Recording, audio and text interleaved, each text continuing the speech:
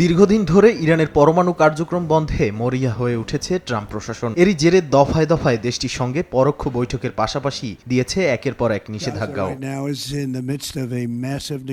এবার আন্তর্জাতিক আণবিক সংস্থা আইএইএ অভিযোগ করেছে, 3টি গোপন স্থানে ঘোষণাবিহীন পরমাণু কার্যক্রম চালিয়েছে ইরান। যদিও ইরানের পারমাণবিক সংস্থার প্রধান এই অভিযোগ সরাসরি প্রত্যাখ্যান করেছেন, বলেন এটি মিথ্যা অভিযোগ। কোনো প্রতিবেদনে এমন কিছু নেই যা ইরানের বাধা বা অনিয়ম প্রমাণ করে।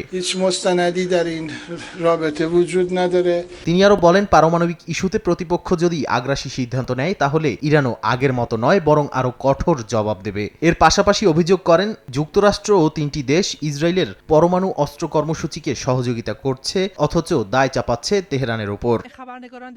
এদিকে ইরানের প্রতিরক্ষা মন্ত্রী আজিজ নাসির জাদে হুঁশিয়ারি দিয়েছেন, পরমাণু আলোচনা ভেস্তে গেলে এবং সংঘাত শুরু হলে অঞ্চলের সব মার্কিন ঘাঁটি ইরানের নিশানায় থাকবে। বলেন, তেহরানের হাতের নাগালে সব ঘাঁটি, প্রয়োজনে হামলা চালাতে এক মুহূর্ত দেরি করবে না তারা।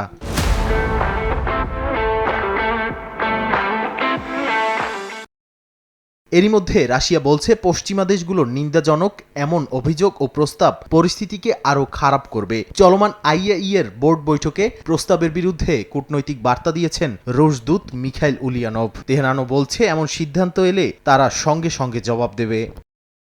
নাদিম মারজান, সময় সংবাদ।